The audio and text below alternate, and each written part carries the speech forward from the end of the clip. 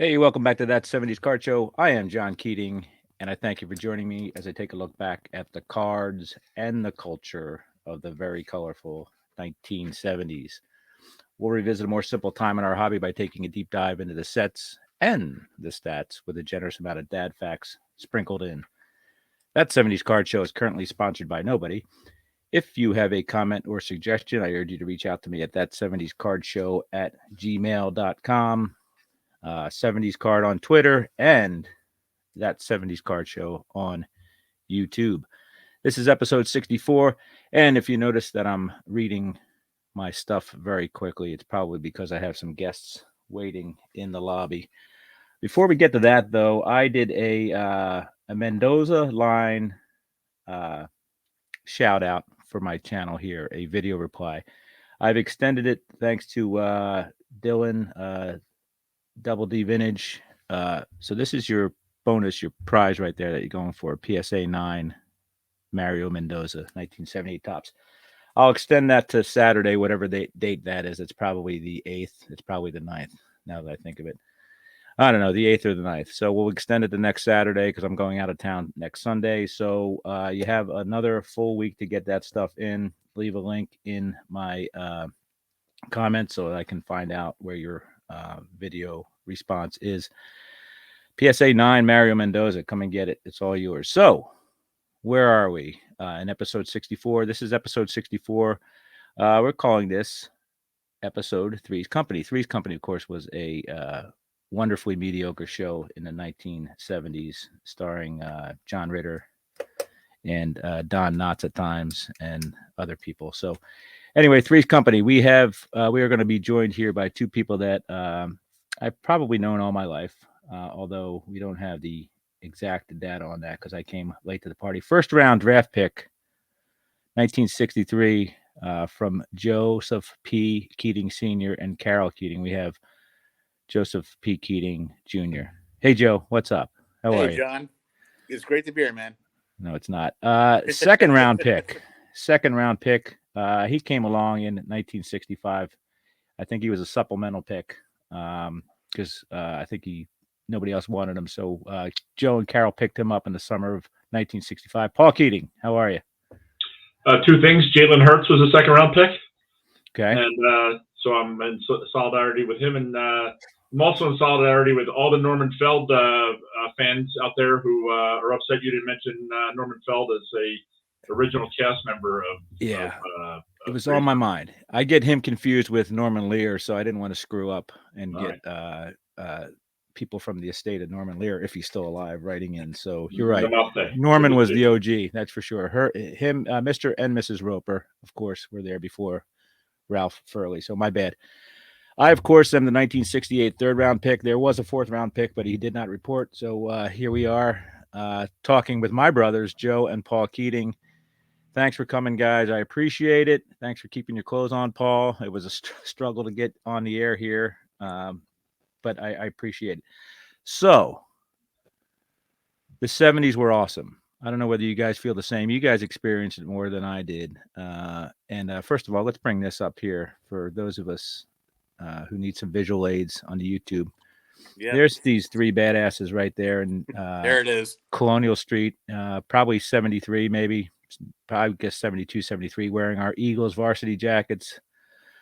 Joe has a Giants shirt on, I think, or Vikings, one of those. I've got my New York Jets pajamas, and Paul is going off-brand with number 28, Curtis Martin. Mine was NASCAR. That was NASCAR. Very good, man. And if you're watching on YouTube, you'll notice the plastic on the couch behind us because probably one of the three of us was a bedwetter, and we had to keep our plastics covered. And some of those Christmas ornaments, by the way, still live in our Christmas trees. Indeed. Various places. All right, fellas. Talk to me about we're all three of us are and the reason I have you guys on here is we're all sports fanatics, but only one of us is a sports card collector, and we'll try to dive into that in a bit. But Joe, first with you, what's your first memory of sports? Tell me your absolute first memory of sports. Yeah, so my first real vivid memory, probably one of my favorite memories is we used to go down to the shore. We had a house down at the shore during the summer, at Barnegat Bay, and we'd stay down there with Mom, and Dad would pop down on the weekends. That was the poor man's shore, by the way. We were bay people. We weren't ocean people. But go ahead. Yeah, we were barely past the river. Yeah, you know. right. So, but no, one day, Mom said that we're going up to the vet, and I had no idea. I thought, well, we don't have a pet, and we rolled up to Veterans Stadium, and I just remember, and of course, the vets, rightfully so, the vets, AstroTurf has gotten a horrible reputation, rightfully so. But on that day, on that evening, just walking in there and just seeing that bright green turf, Right. my mouth just dropped, and I think it was then that the sports bug hit me, and I've become a fanatic for Philly sports teams ever since. Do you think? Well, Paul, I'll get to you in a second, but I could swear that we went to Connie Mack Stadium at some point, or maybe, but you have no memory of that. I know I don't, because I would have been 2 or 3 years old. But you don't remember that at all? No. Now, Dad might have taken us down when they put the fence up around it before they demolished it. Dad was big into the history, and we might have poked through the hole in that fence to look at Connie Mack, but I don't remember actually being there. Keep it clean, Joe. I have somewhere over here. I have a inaugural Veterans Stadium program that we got. It's missing the front and back cover, but so I tend to believe if they would drive us down to South Philly, they'd drive us to North Philly to see a game, which was a lot closer. But who knows? Right. There's no witnesses that remain that can vouch for that. So, Paul, what about you? Tell us about your first memory of sports. My first memory of sports is also in Barnegat Bay. I remember falling asleep listening on a white radio to By Tom, Harry Callis, Richie Ashburn. Right. And the very first memory I can remember is Darren Johnson fouling off what my memory believes was 20 pitches before hitting a grand slam. Yes, I remember that. Crazy, man. This was all on the radio, and that's literally the first thing I can remember from sports. That's amazing. That's an amazing memory. Yeah, we grew up listening to the radio, and I don't know whether you guys know this. We were diehard Phillies fans in the 70s, right? And one thing I've stated here is at some point in my life, our mom told me that she grew up an A's fan, which I couldn't believe that. And do you guys remember that at all? Because they were A's, they were all A's fans. Yeah, absolutely. Bobby Shantz, Gus Zernial, right? All that stuff. Yeah, it was almost like I was raised by a traitor, because I was like, how could you be A's fans? It didn't dawn on me that the A's had been in Philly, or that anybody was alive that had rooted for the A's, but that was their team for sure. Right. So we all played sports, but the first thing I remember about watching sports being played was stickball. I never got to play in the back alleys, but did you guys play, or were you? Oh, absolutely. Okay. Yeah. I was. We played stickball, and I walked the girl next door. She was in kindergarten. I earned money by walking her to school, and I saved up over the course of a year, $6, And we were playing stickball, and I connected one time and hit it into somebody's window. Oh. And I ran upstairs and got my $6 and ran across the driveway to give it to the guy. Oh my God. So before we left town here, we moved out to the suburbs at some point. Before we left town, though, there's an incident that by the way, this is the original Mike and Dick. They were a team before I came along. So June 18th of last year, 2021, I did an episode, my 5th episode. It's on the podcast only. John, I'm sorry. Your guests on the show today are Tom and Mike. Oh, is it? I thought it was Mike and Dick. It's Tom and Mike. No, it was one of you guys. Well, maybe there were three. There were three of them, and Dick is hosting the show. See, that's why am I finding that out now? All right. So anyway, the detective agency had 3 members instead of 2, I guess. Now, my question here is, my first memory of cards is Paul getting a little beat up by my mom for something he did. Paul, what's your recollection of that? Tell us as in full detail as you can. Tell us what happened that day for those who haven't heard the episode. John, I'm having a hard time hearing you. I lost my hearing when I was 5, and my mom hit me in the ear 30 times. What happened that day? For each pack of Wacky Packs you bought? 30 Take packs? us. So a quick synopsis. Mom gave me $20, a $20 bill, and Okay. sent me across the street to the corner store to get milk and maybe cigarettes, but I don't remember. But milk was probably 75 cents and cigarettes were probably $1 at the time.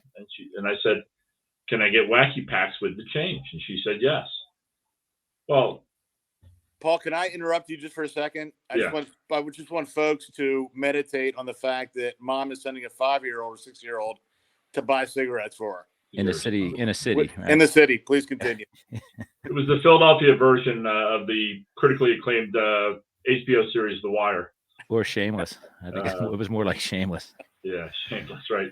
So anyway, I don't know how it happened, whether I told the guy, my mom said I can get Wacky Packs with the change, or the guy gave me the change, which would have been like $18, and I said, "How many Wacky Packs can I get for this?" And bottom line is I walked away with several cartons of Wacky Packs, and the store was 90 feet away from our house at the most, maybe 60 feet, and Paul was gone for hours. And it must have taken me several hours to open all the Wacky Packs. And I went inside and I said, "Here you go, Mom. Here's your cigs and here's your milk." And she said, "Where's the change?" I said, "You told me I can get Wacky Packs." And I was holding like 6,000 Wacky Pack stickers. There's wrappers coming out of your pockets, right? You had gum. Big wad of gum, and she frickin' hauled off on me. Can I say frickin' on this podcast? Yeah, you can say that, of course. Do you think that German wrath came down upon your head? And obviously she was suffering from nicotine withdrawal as well, so that was the perfect storm. Do you blame her at this point, having been a parent of yourself? No, she did the right thing, right? No, absolutely. I probably would have sent me to St. Gabriel's if I was the parent. Right. All right. So that's the first time I ever saw any kind of trading card. Do you guys have any memories prior to that of trading cards? No. I know that for me it was one of these things where, if we went to the grocery store, Mom would throw a pack of baseball cards in. My biggest memory of baseball cards is actually my worst memory. When we moved up to the suburbs, I got roped into bringing my small card collection into and contributing it to the what's called the card club, right? And where at school? At Woodland, yeah. Woodland Elementary, okay. Yeah, and we were big into flipping cards at that point, and I just remember not contributing a lot and not getting a lot out of it. Okay, Paul, how about you? Other than Wacky packages. Besides the Wacky Packs, it wasn't until we moved to the suburbs and, flipping cards and pitching cards was the number one recess activity. And and I remember, I guess that's, having been born with the gambling gene, that was right up my alley, going out there and either winning somebody else's stack or losing my stack at recess. And we had the wrong gene because we were more losers than we were winners. That's for sure. Now I tell people that I remember a box, and in my imagination, it's a refrigerator-sized box filled with cards sitting on the front porch that was getting thrown out. And Willie Mays, it was probably a shoebox, but there was his 1973 Willie Mays right on top, and I'll always remember that. And I don't know where that went. Maybe that went to Woodland, or maybe it went in the trash. Well, John, it was not a shoebox, but it was not a refrigerator box. I would say it's a basic, like 24 by 24, nice size. It was a big box. Okay. But 2 points about that. There was also a Henry Aaron card in there, I remember. But the other thing is, I seem to remember that box sat up on that porch for like a whole winter. Next to the lawnmower. Yeah, I remember. So if you're going to get mad for mom for throwing it out, just remember, I believe it sat out there for 4 months before I got tired of it. We had a big house. I don't understand why we didn't keep it in the basement or one of our bedrooms. But I thought that was something that I only had in my mind, that it was in my imagination. But I'm glad you guys remember that, because I know a lot of people who inherited cards from their older brothers. So thanks for not leaving me anything, guys, or their parents and stuff like that. And it's like I had to start from new. Although every now and then I'd find like half of a card in the basement, in the French drain in the basement. Like, what, one that got away, but it was only half a card or something. Like half a Lou Gehrig, or Yeah, well, it wasn't that. It wasn't that. It was. yeah. It wasn't that. It was like. There was a Honus Wagner that had cat urine all over it. Oh But John, God, I wish. this is kind of what fascinates me about card collecting. Collecting in general, is that the stuff you see day to day, you just can't fathom whether it's going to be worth something Right. in 20 or 30 years. Right. And I think that collecting collectibles has come such a long way, like the last 30 years. People probably still have an eye for that now, but it has always amazed me how a record album you got for your 10th birthday could be worth something more than I've heard that CDs now are people are selling CDs for a pretty good price on eBay. So it's something just always fascinating me about collecting. The weird, John, just to interrupt, as you know, I was a beer can collector growing up. Right. That has never come back. Right. Yeah. Right. If everything is cyclical, I'm waiting for beer cans to come back. Because well, mom jeans came back, Paul. So maybe beer cans are right now. Well, what's you to talk about what you were saying, Joe?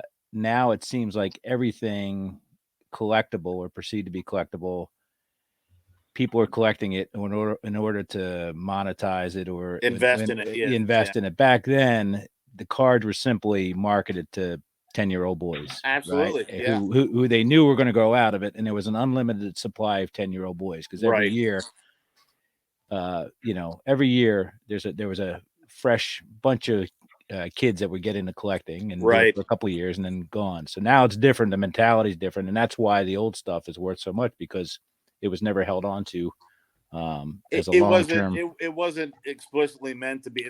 It wasn't marketed as a collectible. Right. Right. So it's a weird thing. Like our kids grow up differently. Like your son, Joe, he's not into sports cards, but he's got his own he's got his niche. And I don't know whether he collects anything, but it's like, that's the same thing. He grew up with Pokemon and Yu-Gi-Oh and Pogs and all that stuff. And it's like, and Paul and I have kids the same age. Joe's son's a little older.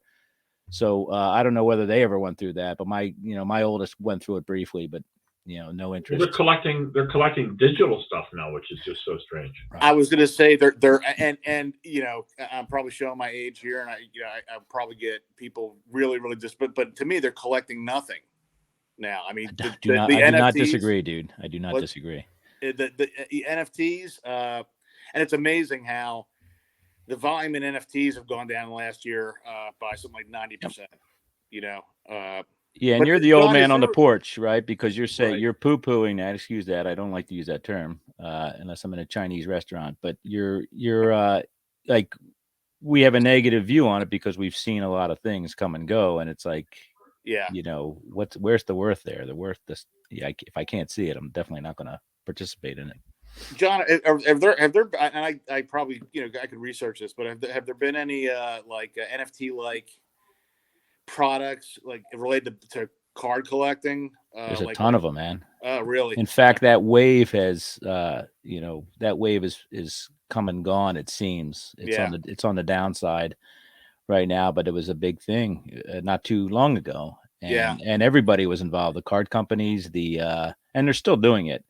Card companies, the teams and the leagues, they're all doing it, and even outside of sports, they're doing it. But that's a thing. Paul brought up the point about things being cyclical, and to me, cyclical used to be decades, right? And now it seems to be every 6 months, right? Something else comes in.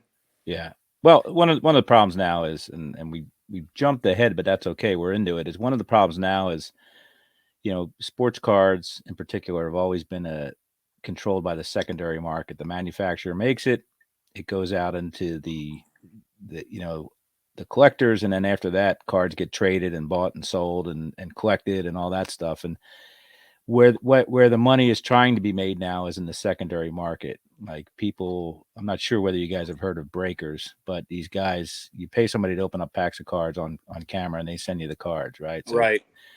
And that's a secondary. That's somebody trying to take advantage of the secondary market or monetize it. There's places where you can buy a card online and have it sent to a vault in Delaware or Oregon and not pay sales tax. And so that card is 2,000 miles away from you. You never see the card.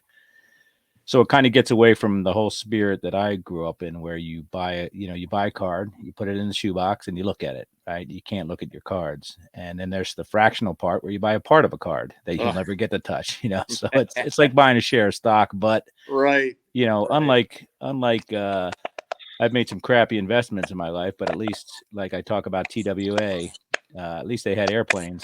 I figured if they sold off some of the airplanes, you'd be able to pay me back, but that never happened. But like, imagine a company going under. Am I clicking or who's clicking? Feels like somebody's clicking. Anyway, imagine, one of these companies going under, and then it's like, well, where's my card? Well, you don't have a card because, the creditors get to sell that card off before you do. So let's talk about the 70s again. All right.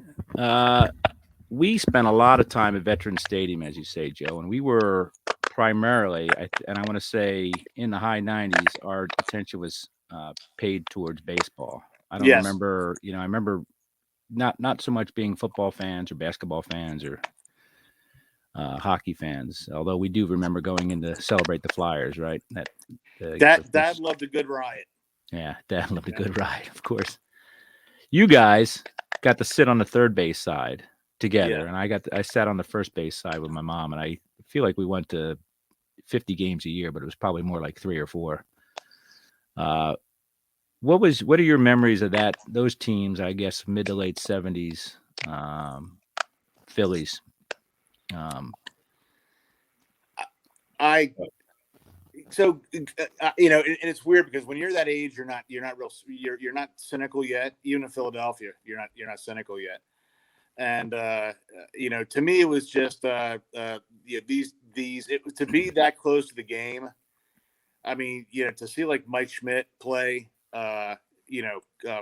50 feet or whatever it was from where you were sitting. He was right where you guys were, him and the bull. It was just amazing. And that on top of, John, as you said before, every night in the summertime, KYW radio by my bed.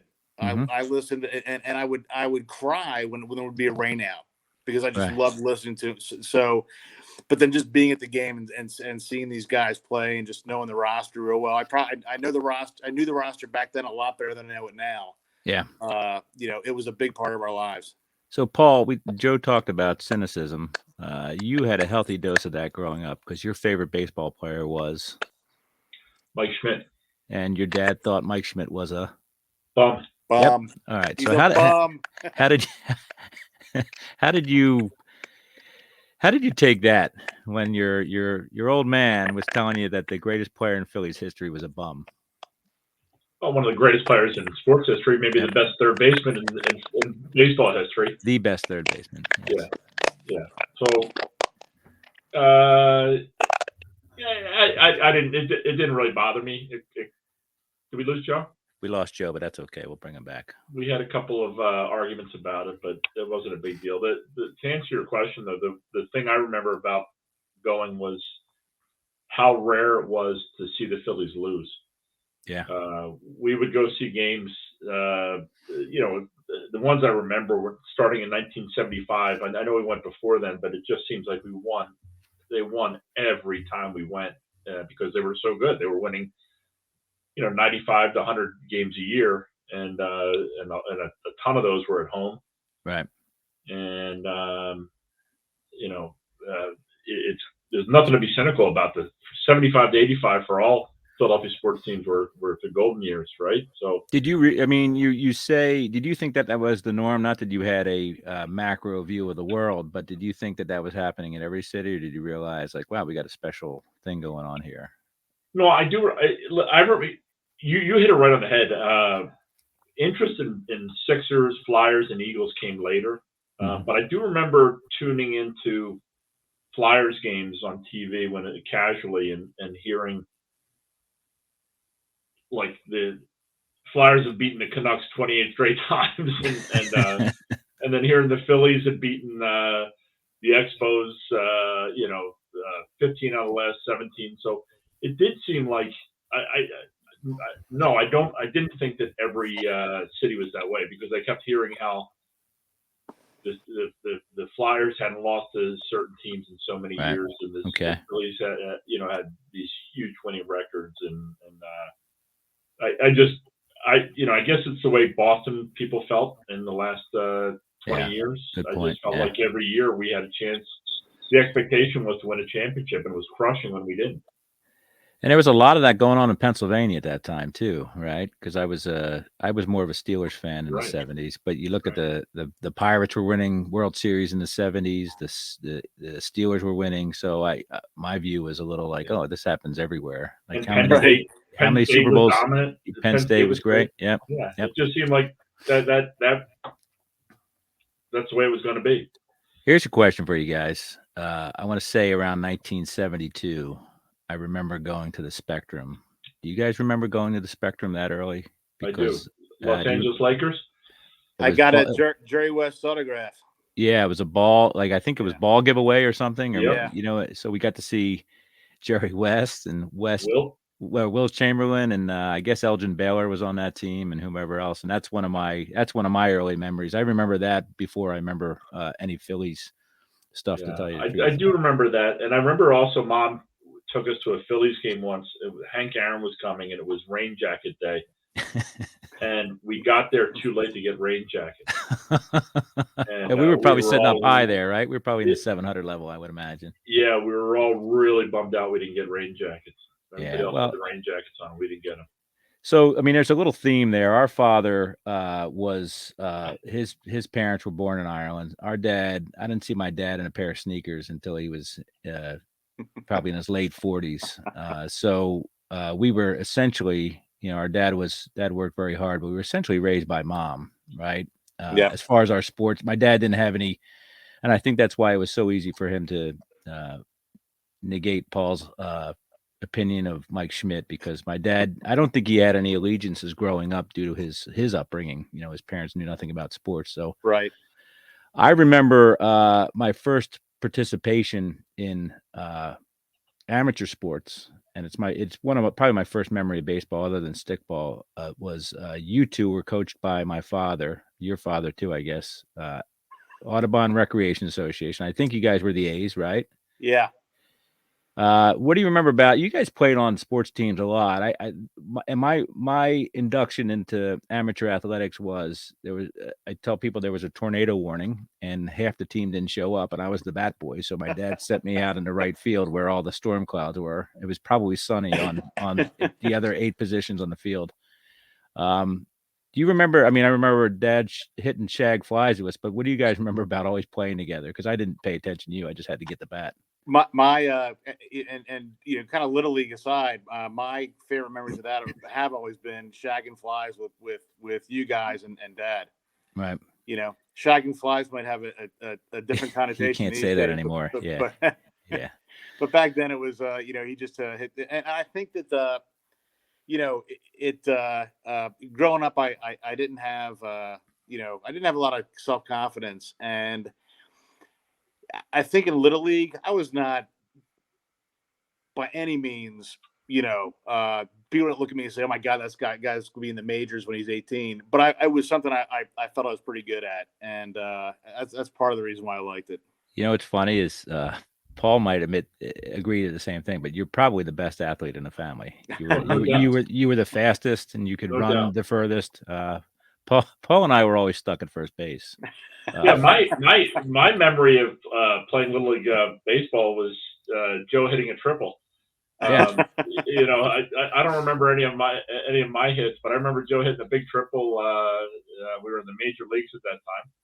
I guess made us about 10 and 11 probably, and but yeah, it was. The other memory I had was when Dad coached us that one year. There were 2 years. Nobody wants to play catcher because none of the pitchers could throw the ball over the plate, and including this guy. That always put me a catcher, and I just was. It's like you see that TV show where like the pitches are going all over the place, and I didn't move my body, I just moved my glove trying to catch it, and I would slowly get out of my crouch and get up and turn around, get the ball, throw it back.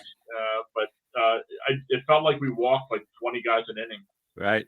and we were that bad. That's Well, how bad yeah, we were. I disagree with you. I think you had one of the biggest hits in Keating family history. And Joe, do you remember it? And I think it happened on the on deck circle. It You know, did not happen in the on deck circle. It didn't. It happened on the curb in front of our house. No, I could swear it happened at Audubon, and you were in uniform or whatever. We were waiting to be. I was waiting to be picked up. Yes. To be taken to a game because mom and dad were working, and you were out there with me, and I took a swing, and I thought it hit Joe. I thought it was Joe Joe. in the head. Hit Joe in the head. Full contact. I played. There was no concussion protocol back then, so I played center field with seeing 6 versions of the ball coming at me. Solid hit though, man. Solid hit. Do you remember it the same way? Joe was in front of the house. It was at the corner, right across the street from our house. Yeah, but it's amazing. I remembered anything like about that year at all with how hard he hit me. The best thing about ARA is the red snack bar. That's where I bought a lot of cards over the years, and I think it's still there. I don't know whether it's still red, but Audubon Recreation Association, who most of my life I thought I played in Little League. I didn't. It turns out we were some renegade league that didn't exist. We were unlicensed league, but we thought that's why we were never invited to county finals or anything like that. Exactly. Yeah. Listen, when you say we, you meant our association. Our association, not us. Really, no reason to invite any of the 3 of us to the county finals. Good point. Good point. So I think we can all agree that Joe is the at least Joe had one tool. Like you talk about 5 tool players, Joe registered with at least one tool. But I'm going to tell you something. Paul had the best athletic mind of any of us, because more than once I saw him do the fake throwback to first base after a pickoff attempt and tag the guy out when he took the lead. Brilliant, man. Brilliant. I would be TikTok famous right now. You'd be on the Savannah Bananas. I don't know whether you've ever seen them, but you'd be playing for the Savannah Bananas. You might still be able to play because Bill Lee's still pitching for them, Spaceman. Joe, who was your favorite player? Because I recall you were an outlier in our family, right, in the 70s. So why don't you tell us about that? Yeah, so I was it'd probably be called a bandwagon jumper back in the days, but I think that actually this started when the A's and the Cincinnati Reds were playing each other, and I maybe along with you guys, I was like, Mom, why are you an A's fan? And I was a big Red Machine fan. Yep. And oddly enough, Pete Rose is probably not my favorite Red. I'd say maybe Johnny Bench or Tony Perez. Well, you and Pete Rose dated people the same age when you were 13, so I could see the attraction there. There was a rivalry. You ran in the same circles, that's for sure. Right. But it's funny though, because now we're such homers, and it's just so alien to me that you used to be like a real Pittsburgh fan. You know who my favorite player of all time is? Do you guys know who that is? Is that Lynn Swann? Oh, you guys are so stupid. No, tell me it's not Terry Bradshaw. Baseball player here. Oh, Carl Yastrzemski. Yeah. Oh my God. Come on, that's easy. Your parents raised at least 2 fools. If you guys couldn't get that. John, well, we were talking about. Okay, gotcha. We're talking about Steelers.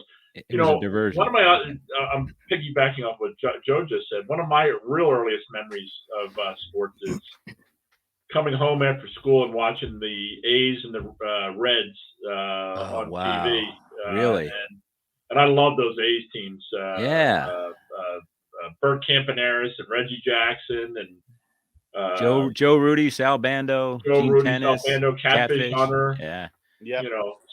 But and the career Jewish, the all-time wins leader, Jewish wins leader. Do you know who that is? Koufax? Nope.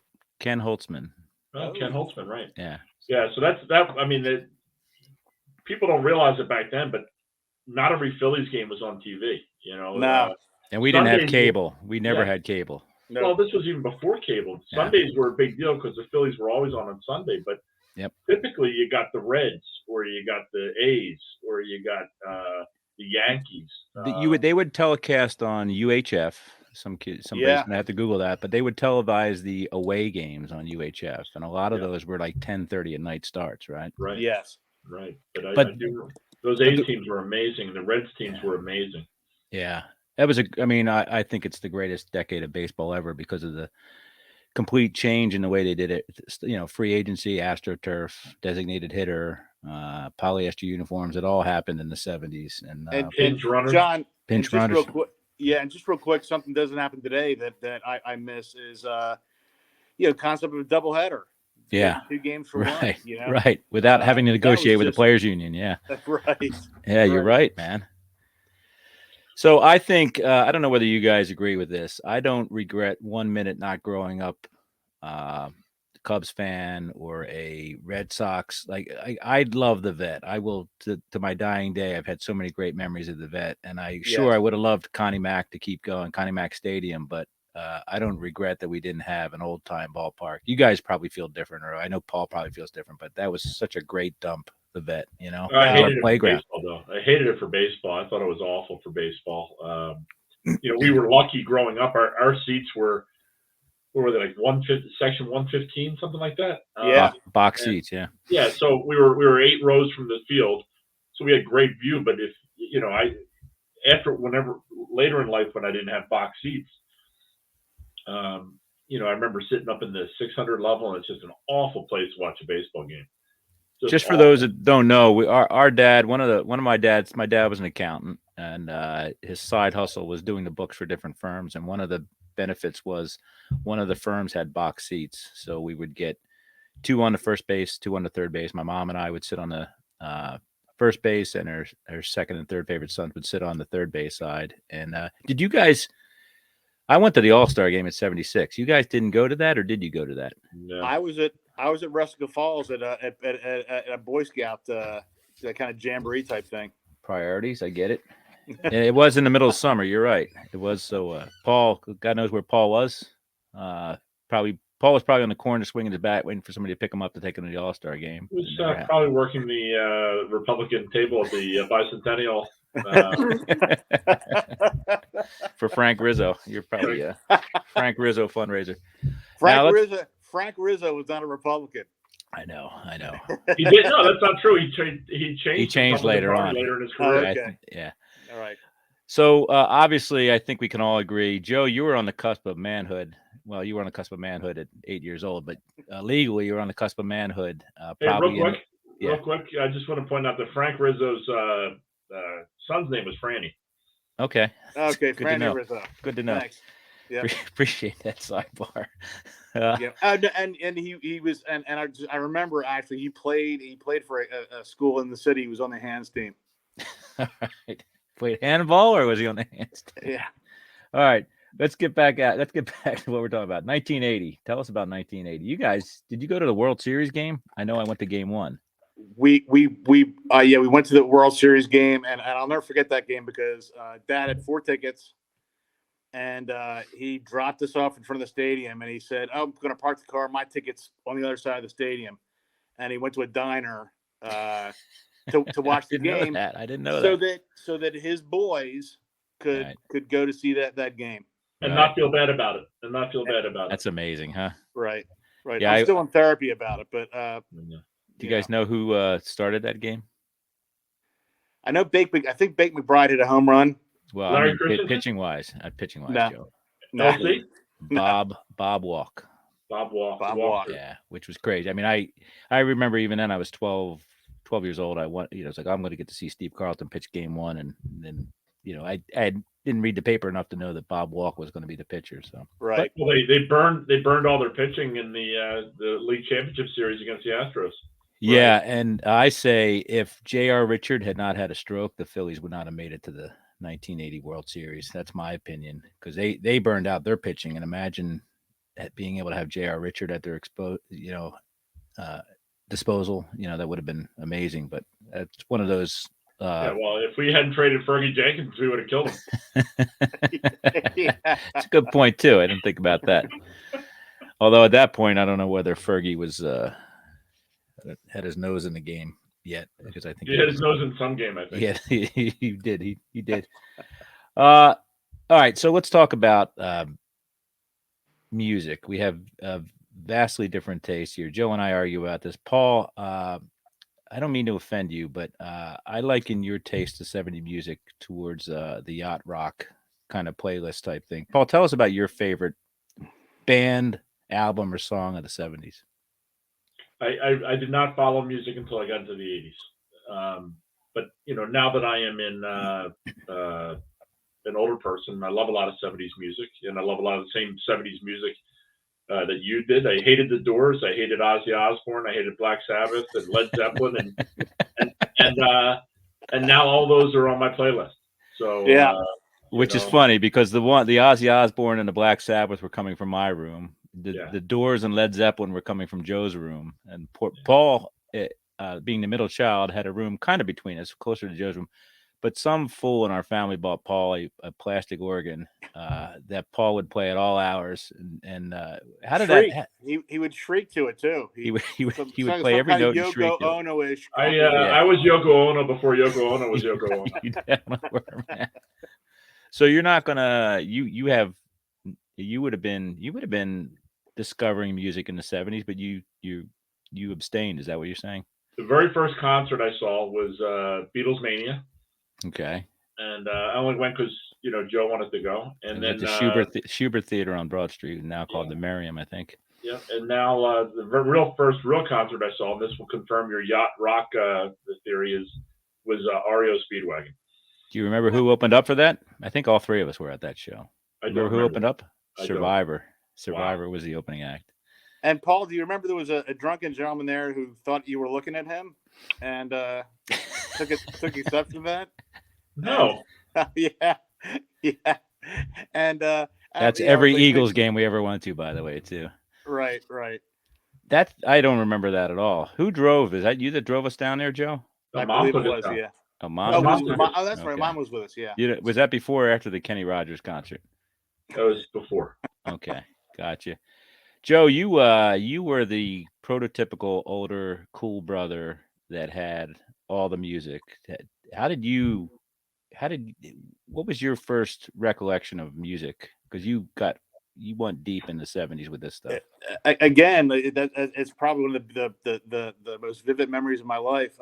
Mom, we moved up outside Philadelphia in 1974, got me this little orange AM radio. And the first night I had it turned into WFIL. Mm-hmm. And the first song I ever heard on WFIL on that radio was Benny and the Jets. And gotcha. I immediately got into Elton John, went through a Beatles phase. And then to Mom's dismay, kind of went to the dark side a little bit with the Doors and Zeppelin and Black Sabbath and Jimi Hendrix.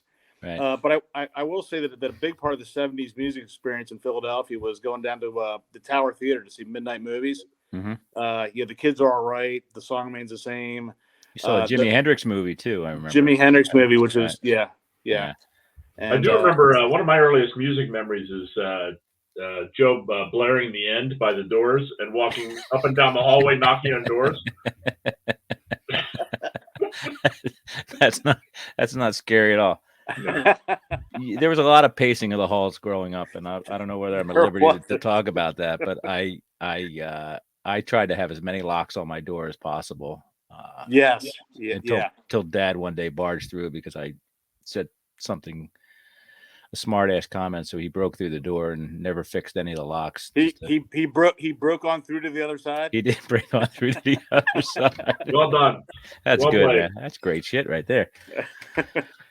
All right, so what do you guys think? We witnessed, and Paul's shirt will tell you that we witnessed some great stuff growing up. And Paul went to Villanova, so he was there in '85. His shirt says 85, 16, 18. We got to witness the Sixers winning a championship, the Flyers 2 championships, the Phillies at least one, and then in our deep adulthood another one. What do you guys think out of all the championships during our lifetime? What do you think is the most special one? Eagles 2017. It's got to be because it's kind of in our DNA, but also I got to experience with you guys. I mean, that was the best part of that whole run. Yeah, that was probably my favorite sports night in history. Now we as the three of us, we had 4 season tickets for many years to the Eagles and spent a lot of great times there. But I guess that was the culmination of all those crappy, we had Ray Rhodes teams, we had some bad Andy Reid teams at the beginning, but that was the culmination. I say if any of the teams ever win another championship again, whether they do or not, I don't care. But Yeah, it's amazing that happened. So, the 80 Phillies thing, I didn't think anything would ever top that no, because we were so fanatical about it. But yeah, Super Bowl 52, the absolute best. Now, what do you guys, being such diehard baseball fans growing up, what do you guys feel about today's game? Is it what's your favorite sport, I guess, now? And then what do you feel about today's baseball? I would actually probably say, American football is my favorite sport, but I follow kind of peripherally, all the other leagues. I thought 70s baseball was fantastic, kind of into the 90s, and then all the juice stuff came in the 90s, and I completely lost interest in it. And then probably toward the end of the aughts, I started becoming real interested in it again because the games to me started becoming more interesting. Paul? Yeah, I am super excited for the rule changes for next year in baseball because I've given up on the sport. The analytics have killed it, which to me is amazing because I'm the guy who used to, pore over the box scores and try to figure out what the best lineup combinations would be. But the shifts, the constant pitching changes, all that, in my view, have ruined the game. And I'm really excited that they're going to make some changes for next year that I think will really help the game and help the popularity of the game. To me, that there were 2 sets of glory years for me baseball growing up. It was the 75 to 85 era. Yeah. And then, the 2005 to 2012 era. And I loved going to Citizens Bank Park in the late aughts, but then it just started being,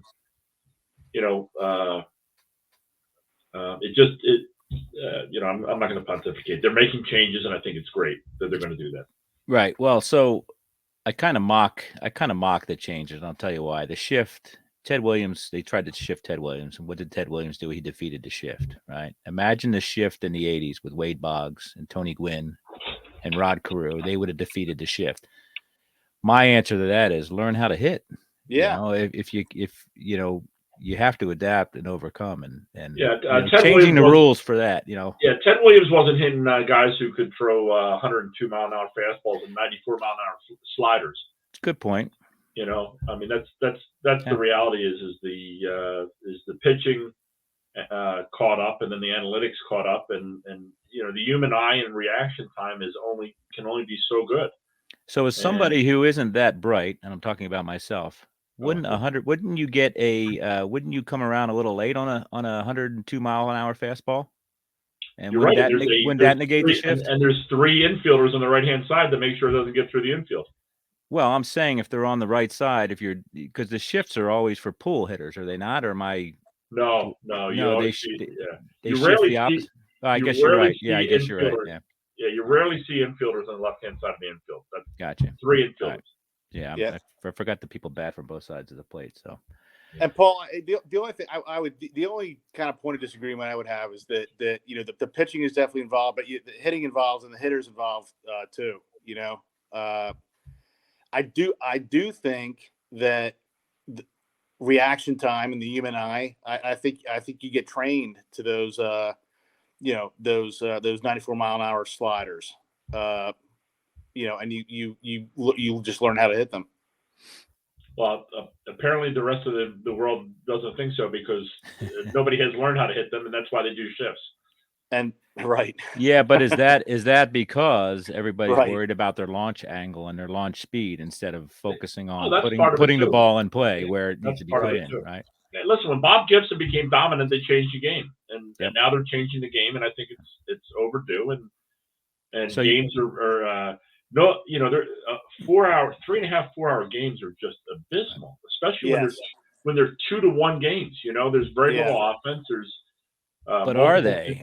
Are they really? And I'll tell you why. What are these baseball owners in the game to do? They're not to make the game any better. They're there to make money. And a 3-hour game, a 4-hour game means more beer sales, more permani sandwiches, and stuff like that. So and more commercials sold. More too. commercials. No more commercials if the ratings are dying the way they've been dying. Yeah, I got you. Now you're on record saying bases that are 1 inch bigger are going to change the game, right? That to me is a minor one. Is that a benefit though? Is that going to make more stolen bases? No, but it is a shame. Like it's amazing that how stolen bases left the game. It's not it really hit and runs. Yeah, all that kind of stuff that made the game great have gone away. And unfortunately, I sound like an old man, and I am an old man now. But right. What's interesting is that stuff. A lot of that stuff came with the ad. I'm not saying the hit and run, but the speed in the game came when AstroTurf came. It seems right. Look at those Cardinals teams in the early '80s, and it was a different game. And it seems like nobody plays on AstroTurf anymore. So by coincidence, the running game has disappeared as well. Hey, kind of pulling it back to the 70s here. I'm trying to look this up. I don't know, but Steve Carlton, he used to pitch a lot of sub 2-hour games. Of course, you saw Lefty. Lefty would knew what he wanted to throw, and Tim McCarver would let him throw what he wanted to throw. And but now the managers micromanage and they call the pitches. Yeah, you're right. Yeah, and before they call the pitches, they have to look at their chart. Yeah. And then they have to consult the guy next to him. Then they got to flash it into the catcher. Right. Yeah, that's interesting. You're right, Paul. In theory, that would take twice as long. Every pitch would take twice as long. Do you know that Steve Carlton's the last pitcher to pitch over 300 innings? That's amazing. I didn't know that. Do you know he's not the best left-handed pitcher in Philadelphia history? You're aware of that, right? You're probably not aware of that. Christy Mathewson? No, he never pitched in Philly. It was Lefty Grove. Look up Lefty Grove for the A's. Right? Have a good. If you want a good time, go look at Lefty Grove's stats. Okay. Best. Lefty Grove never won 50% of his games like Steve Carlton did in 1972. I don't know, man. You might want to look that up. Lefty Grove won the quadruple crown. He led the league in wins, strikeouts, ERA, and saves. Put that away, please. Oh my God, guns are up. Who do you think is the greatest athlete, the greatest Philadelphia-born athlete, or the greatest athlete in Philadelphia history? Meaning somebody that is from our tribe. Joe, you're on the clock. Do you mean someone who's played in Philadelphia? No, I mean like a Philadelphia native or considered a Philadelphia native.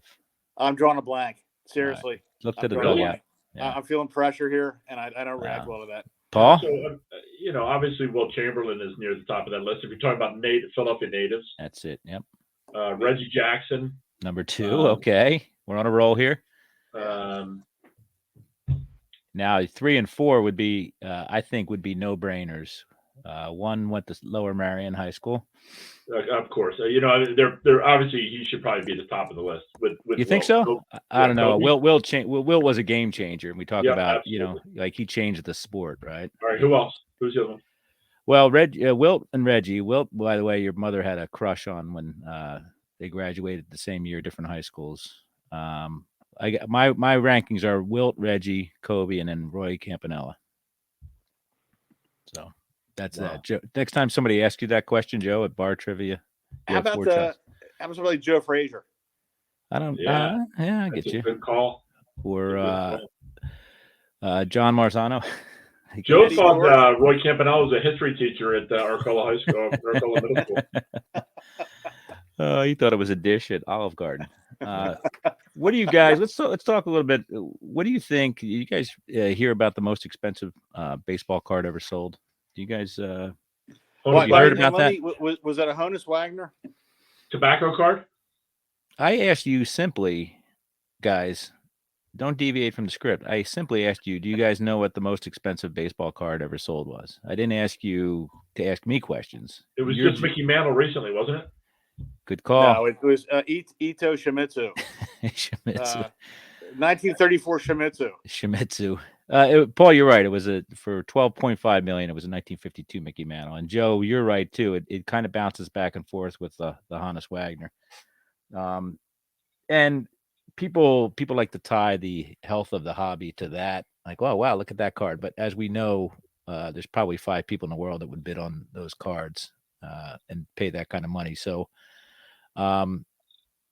as outsiders, what do you think? Do you guys have any opinions on the hobby? Do you guys understand what's going in the hobby right now, or do you think it's up? Do you think it's down? What do you I'll say hear? it's way up. Well, there's some jabroni that lives outside Philadelphia. I catch his podcast every now and then about Okay. and I got news for you. There's a lot of jabronis from Philly that have podcasts, so I'm not taking that personally. Hey, can I can I just point out real quickly that Bernard Hopkins was also from Philadelphia? Yes, you're right. Oh, Good point. wow. Yeah. Yeah. Is he the executioner? I believe so. Yeah. Yeah, you're right. That's a great. I would take him over Joe Frazier any day. That'd be pretty close. Close. Well, he was more dominant, of course, in his weight class than Frazier was, I would think. Yeah. So listen, I kid about TikTok, but I do the pandemic got my wife and I onto TikTok just for something to do. Mm-hmm. And I go on these lives and just scroll through lives, and I come up on lives where your normal live has like 30 people on it. Mm-hmm. But they have these lives where people open packs of cards. They're the breakers, yep. And there are thousands and thousands of people viewing. So right. That to me, when you compare that to a lot of the other stuff that's on TikTok and see the number of people watching these lives, just tells me that in my opinion, the card, if it's cyclical, the card game is at the top of the cycle right now. Right. Joe, any observations? I know you don't seek it out, but like, is that ever? So first of all, Paul's being a little humble here. I'd like to get a plug in for his fans only page, as well as his TikTok page. So copy that. I think it's a fascinating hobby. I've kind of listened to what you've had to say, John, about it, and I hope that you end your shows with enjoy collection, but more important, enjoy your collection. Is that right? Yeah, right? enjoy collecting, and more importantly, enjoy your collection. Right. And I hope that for your hobby, that the people, it kind of swings around from these kind of faddish things you talk about, like NFTs, right? To people that really do it because they love and enjoy their collections. Yeah, and everybody does it differently. Like Paul didn't start collecting beer cans because he was gonna get rich off of it, right? Right. But he still has the beer cans, and he gave me a beer can not too long ago. I have it up right on my thing. Do you know that Paul's first bear can he got from underneath my bed? What was that? 11 years old at the time. It was a Schlitz, I think. Schlitz. A collector Schlitz. Oh, good stuff. What's pretty cool is I think young people are really attracted to the card game because there's an investing side to it. There's a little bit of a gambling side to it. Let's face it, investing is gambling right. to a certain extent, but it's knowledgeable. So, you still need the knowledge. It's not just pure gambling, like throwing your money into a slot machine. And your own son Sean is really into it, and I know he's really into the stock market and finance and investing. So, I think that this next generation of card collectors is turned on by the fact that it's an investment, and there's arbitrage, and there's winners and there's losers in trades, and I think that's really going to sustain your industry. I really do. Yeah, I guess it's. Oh, go ahead, Joe. Just real quick, and when I was learning how to play golf, my teacher was a guy who made his living off that, and he wasn't a pro or anything, but we would go to golf courses, and as I got better, he said, "Well, you want to bet on this hole, bet on that," and I at first I did. Mm-hmm. But then he basically said one day that golf is his life, but he said he can't get excited about golf, or he doesn't enjoy golf unless there's money involved. Right. And I always thought that was kind of sad, and I hope that Paul, obviously the younger folks are attracted to kind of the monetary aspect of it, but I hope they don't need that to love collecting and right. love their collections, I think that's lust and it's not love, right? What Yeah. you described. Yeah. There's a Good lot of point. lust in the hobby right now. Yeah. Instant gratification, all that stuff instead of long-term satisfaction. So how come Paul, you collected beer cans, but I don't consider you a collector. Joe, I don't know what you collected other than you know, Easy. half empty wine glasses at our grandparents' 75th anniversary. Why do you He think you guys collected troubled young girls when he was a just like teenager. Pete Rose, right? Why do you think you guys don't have that collecting gene? It's a big thing we talk about. Why don't? What do you think? Where is it focused? If it's not towards a collecting, it's it's interesting that you guys don't have that pack rat Right. gene like I do.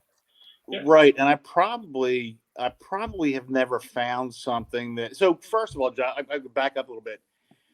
I find your hobby and your devotion to your hobby and like the folks that your compadres in the hobby. I find it endlessly fascinating. Listen to aspects of it and why people collect and the methods they collect and how it's evolved. To me, it's strange as you say. I don't have that kind of bug Right. about It's a there's compulsion. nothing. You don't have the compulsion, right? There's no object that I can think of that right now that I would. I'm going to tell you. It's funny you say that because in the last month or so, I've been thinking about starting a small collection of ancient Roman coins. Why not, man? How cool is I've that? just been interested in that, but that might be a candidate. But Right. And it's not that I definitely respect people as yourself that put so much into it and get so much enjoyment out of it too. That's what I love about it. Well, like you with Roman coins, there's the history aspect, and that's what a Yeah. lot of old people like me, we enjoy going Yes. back in time and collecting older stuff because of the history. Right. So I think that's wonderful if you dive into that. What about you, Paul? What's your I think everybody has to have their passions in life, and for a long time, my passion has been golf. That's been on and off, and that's how I like to spend my time and my money. And because it isn't something you can just. I guess. Do you know, John? Do you know people who have like 10 cards and that's all they do? Well, that's a sector of the hobby now. It's like I'm a set collector, set builder, or I like everything. There's people that their PC is 10 cards, and they may be, $20,000 Michael Jordan cards or $100,000 Trevor Lawrence cards. As hard as that is to believe, but yeah, there's people that do that. They have a very small collection, small but powerful collection. Okay, then you know what? If Joe's going to start collecting Roman coins, I'm going to start collecting baseball cards for obscure 1970s Phillies infielders like Terry Harmon and yeah, there you go, Tony Taylor, Denny Doyle, but not starters. right? Okay. Not starters. Right. What's his name? Who's the guy who's never mind. Who's the guy who was he's an announcer now, but he was the Phillies general manager. Ruben Amaro. Yeah, Ruben Amaro Sr. Senior, yeah. There you go. Ramon Avilas, is he on your list? Absolutely. Louis Aguayo. Who's the 2008 World Series? Eric. Anyway, that's really obscure. Estrada. What's that? Estrada. Eric Estrada. There you go. I'm going to start collecting Chips cards. Dude, they're out there. Did you ever see No, this? they are not. Have you ever seen this? This is a 1972 Pink Floyd card from Italy. Oh my god! Everything's out there. Yeah. They got Gong Show cards, all that stuff. So, hey, John, Paul and I are getting Mendozas for this, aren't we? No, you guys have to do a video response. Okay. You won't be getting you get 2 nights at the Sunset Safari Motor Inn as parting gifts, but you don't get a Mendoza. Hey, John, in your at card shows and stuff like that, and I'm going to ask you a question in violation of the rules. How do like Japanese baseball cards? Is that a niche or no, do they? Well, Ohtani obviously is a huge thing right now, yeah, right? So his, the rookie cards are a big deal. I keep doing air quotes. I'm sorry, it's my franny hands, but rookie cards are a big deal. So people have now reached back into the Empire of the Sun to find his true rookie cards. Right. And another big thing is Korean. I have a couple folks that I'm friends with that they live in Korea. They're Americanos, but they live in Korea, and they collect Korean cards and Korean baseball cards. So it's interesting. There seems to be more of that than there is of the Americans collecting European soccer cards. Maybe I'm wrong. Maybe I'm overstating that. But there's the biggest sport in the world. Football has not as much interest in the States here as, say, Formula One or other sports like that. So, but yeah, Hey, it's a big deal. Eric Bruntlett was the 2008 Okay. pure middle infielder I was talking about. Yeah, I got you. And listen, since we're talking about Asian cards, there were two Asian players on the 2008 Phillies championship team. Do you remember who they were? 2008? Yep. Is Shane Victorino considered Asian? He is not. Okay. Where's Shane from? The Philippines? He's the Flying Hawaiian. The Flying Oh, Hawaiian. okay. Let us have it, man. Let us have this nugget. So Taguchi. Okay. You don't have his card? No. And Tadahito Iguchi. Wait, who's the first guy? So Taguchi. So we had a Taguchi and a Iguchi? A Taguchi and an Iguchi. And So Taguchi actually played in 88 games. So did he really? What, yeah. what was he, an outfielder? He was an outfielder. Gotcha. With a sterling 580 OPS. He's got a ring, man. He's got a ring. It's all that matters, right? Yep. Well, gents, what else you got going on? You got anything you want to ask me other than? No. I do have a regret. A sporting regret. Well, Joe, this is okay. Sporting regret. Okay, this isn't. This isn't therapy, dude. Okay, yeah. Fans only channel. Yeah, we're not at Visitation BVM, and I'm not Father Tabarelli. All right. So I think like the kind of this phase of our Eagles fandom started. I got out of the military and I got a job at a company called Sybase, and my difference in salaries were amazing. I got a bonus and everything, and I spent that bonus on a Monday night tickets for a Monday night game and against Dallas. And you and I went, John. Amazing, man. And Paul, I think you were out in Michigan at the time, or you would have been with us. But I've always regretted that. But that kind of started this phase of our Eagles fandom. But I'm glad we were together in 2018. Yeah, great.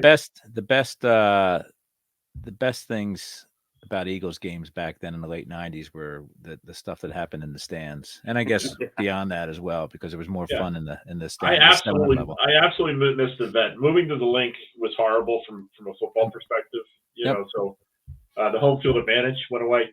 Excuse me. Paul, a little emotional there. Oh, easy, Paul. Wow. Yeah. What a freaking snowflake. Who's the first quarterback that you remember for the Eagles? Roman Gabriel. It could be Jaws for me, I guess. Right. Okay. And when did Jaws start in 77 maybe? 76, 77 maybe, when Vermeil got here, because I think Vermeil brought him from the Rams, right? Okay.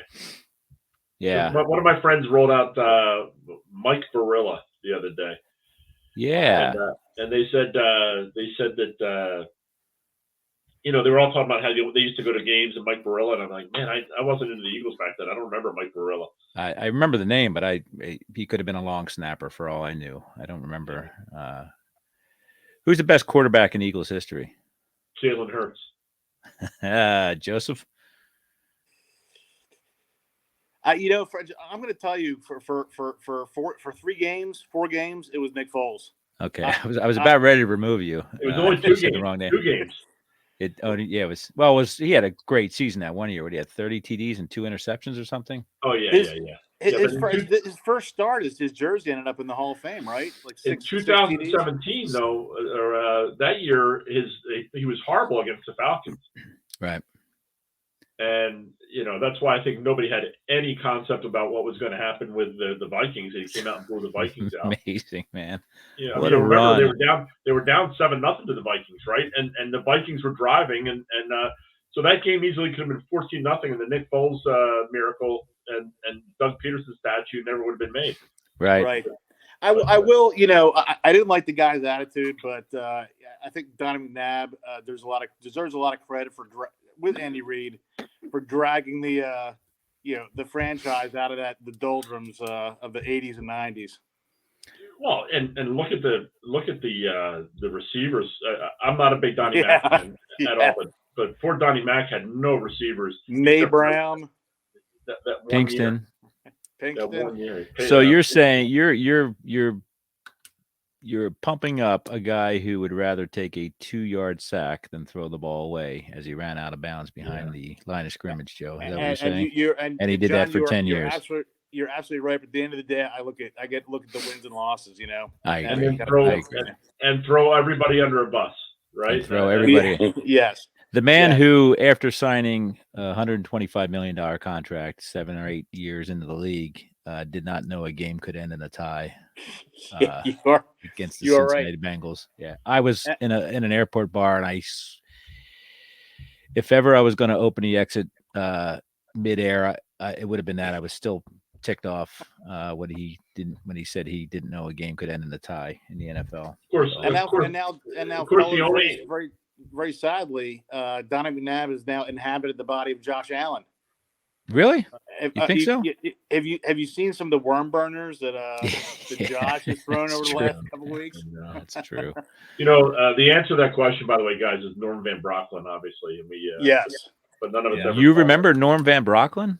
Is that what you're saying? I remember. Wow. I remember the name Norm Van Brocklin, but didn't he lead the Eagles to several championships? I thought it was. Who was the other one? There was one that only led us to one, I think, in 60s. Us, like I was around. It was Sonny. Sonny was. No, Sonny was not it. But Brocklin would have been 49-50. And who was the quarterback in 60, Paul? He was a famous quarterback. Pete Rutzlaff? No, he would have been a wide receiver. I'm gonna use the Google machine for this if I can cheat. Use the Googs. Chuck Bednarik. Philly born, Bethlehem born athlete has to be up there, right? University of Pennsylvania. Now, what do you feel about where in the pantheon of Philadelphia sports do you place the Philadelphia Stars? I love the Stars. They were a great team. I was all in. Yeah. You're talking about the Stars that played in Philadelphia, not the ones that play in Birmingham, Alabama, right? Yeah, not the Birmingham, Baltimore Stars. The USFL or the Canadian football. Yeah. That was a great time. And apparently those games were even more raucous than the Eagles games, because these are the people that couldn't afford or were banned from Eagles games. They would go to the Stars games, and it was summertime and people were in wife beaters, and they had a really good team. Yeah. Fusina. Chuck Fusina, Kelvin Bryant. Yeah. Kelvin Bryant. Scott Fitzke. Yeah. Irv Eaton was a lineman. Sam Mills was the linebacker. Yeah, they had a great team. They were deserving of. By the way, Norm Van Brocklin was the quarterback in 1960. All right, so 49-50 would have been somebody else. So Van Brocklin did one championship, and then somebody else. And Van Buren was 49. Jurgensen was his backup in 1960. But he wasn't the he wasn't the man. All right, folks, I'm going to wrap this up. I appreciate it. You guys get to stick around because normally the guests leave this point. No of the guests have ever stuck around this long. I appreciate you guys sticking around. I'm going to read my last paragraph, and then you guys are going to have a cameo here at the very end. You guys are going to each do a line, and you need to. I'm sorry. We're going to. I'm sorry, you can't only do one line, but in this case, we're only doing one. All right. Before you go, Tommy Thompson was the quarterback. Was he really? Yeah. That was the Steve Van Buren show. Yeah. All right. So thanks for joining me this week on my journey back in time with my two brothers. If you have a comment or suggestion, perhaps you have a set from the 1970s, I urge you to reach out to me at ThatSeventiesCardShow@gmail.com, 70s Card on Twitter, or that 70s Card Show on the YouTube. Yeah, that's about it. So who is the music by, Paul, for my podcast? Mango Safari. That's Paul's son, my nephew. Joe, what is the last thing I say at the end of my podcast / YouTube shows? Enjoy collecting, but more importantly, enjoy your collection. Dude, you nailed that stuff, man. Well, thanks, guys. I love you. Thankfully, we have fantasy football together. We talk a lot, text a lot, all that jazz. Our next generation is pretty tight too, so that helps. So these are my brothers. This was part of our story. We're a little messed up, as you can tell, in the head, but but at least there's 3 of us in the world, and hopefully that didn't affect the next generation too much. But thanks. Be safe. Have a great time. I'm going to end the broadcast, but you guys stick around, and we'll see what happens. Thanks, guys. Bye. Thanks.